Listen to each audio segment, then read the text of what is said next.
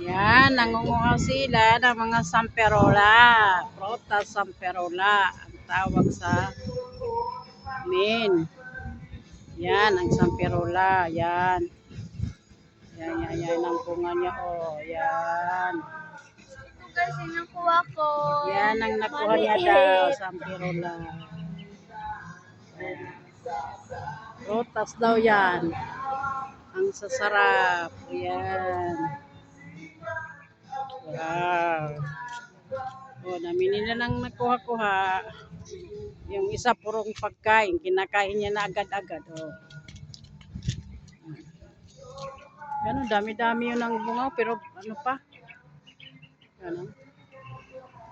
Samperola. Tawag sa amin. Yan, ito ang dahon ng samperola.